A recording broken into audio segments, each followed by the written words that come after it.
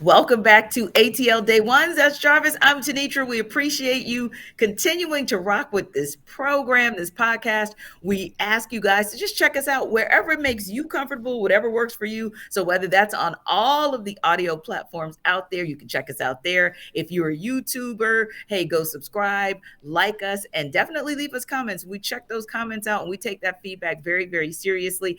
And if you have the 11 Alive Plus app, you can now check us out there as well as everyone who's in the Locked On Sports Atlanta family. Now, Jarvis, there's something that you and I are going to check out and have our eye on a little bit today, but really more so tomorrow because, of course, the Hawks got back to practice today, and we really want to see and keep our eye on what's going on with Clint Capella. How close is he to possibly coming back in this series, if at all?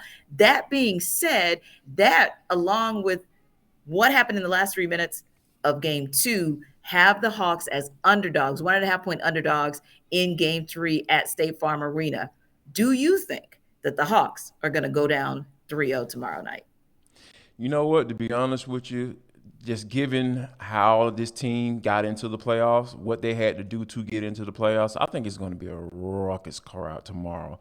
And I think that Trae and company is going to feed off of that. And I think Yes. Trae Young is on a mission.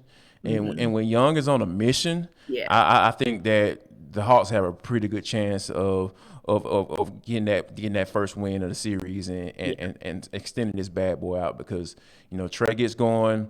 And I think regardless of what the injury status is with Clint Capella, I Mm-hmm. think the Hawks have a really good chance of getting a win tomorrow against the Miami Heat.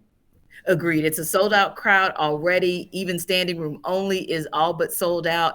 And we haven't had a chance to talk about this a lot. We'll talk about it tomorrow. But yes, the bench mob comes alive like nobody's business when it comes to that State Farm Arena crowd. They just feed off of them in an amazing way. Bogdan Bogdanovic took care of business, but really he was the only bench mobber that has taken care of business so far. So Right. we are looking for them to have a much bigger impact. Now, speaking of series that are going back and forth. It seems like every series in this opening round is a toss up for different reasons, starting with the Nets. The Nets had a 17-point lead against the Celtics last night. So you're thinking to yourself, especially if you turn the game off at that point, Right. hey, the Nets are going to take it back to Brooklyn. It'll be tied up 1-1, and then it becomes a serious series. Not so fast, folks. You know who had something to say about that? Wheeler's own Jaylen Brown. He put the clamps on KD like nobody's business. Amazing defense, but also Jarvis, his offense. 22 points, if you will, was the key really to getting the Celtics back in the game and ultimately getting them to go up 2-0. But my question to you is this. Word is that Ben Simmons is very close to a return, possibly in game four. We know that there's a game three before that, but do you think that Ben Simmons coming back, especially if the Nets go 2-1 in game three, that'll actually make it a series for the Nets? I don't think so because when you think about when a guy coming in like that, he's been out for so long. You're talking about over Mm-hmm. a year. You haven't played real live basketball, so that's one of those things where you kind of take a step back and like, okay, all right, if he had something going on with him, right? Yeah. He had some injury, whatever, Mm-hmm. the mental issues and Yeah. all that stuff. When you think about that first game back, I'll never forget my first game back, coming back off of the injury, and the Mm-hmm. only thing I could think about while I was out there on the field was, man, all right, do I go? If I go this way, is it going Mm. to tweak, or is there Yeah. something you just think about whatever that can possibly trigger that injury? And my coach would Mm-hmm. say, you know what, you good, man. Yeah. Go ahead and get out. Agreed. And he's like, Mm-hmm. we'll work it out. We'll save you for the playoffs. But I think there was Love something, and I just believe that. And I like to call myself a mentally strong guy. it. I wasn't weak mind or anything like that. Mm-hmm. So I think that when you have the issues that Simmons has had mentally and physically, Mm-hmm. or whatever he's dealing with physically, it's just going to be a process. And I Yeah. don't think that expecting him to come back and be a big factor or a be a big key for the Brooklyn Nets. I just don't think that's possible. I don't see it happen. I just don't see it happening. Yeah, and I think the only impact that he will have for them is the fact that they have blown a lead a couple times and big leads, and he plays defense. And really, nobody on the Nets, as we saw in one of the last regular season games here at State Farm Arena, they just don't play defense. Like nobody plays defense for them. Right. So I think Exactly. that's the one area where maybe I'm going to use this term. He'll extend the series. I don't think that gets them the win of the series, but he Okay. may just coming back in game 4, especially if they can win game 3, he may just extend the series to maybe 6 games if the Nets are fortunate. Now, another back and forth, interesting matchup that I don't know, shocked me a little bit, but then maybe not so much because of players that are off the court. And that's the Sixers Raptors. So the Yeah. Sixers go through all of regulation without a lead, tie the thing up at the end and take it to overtime.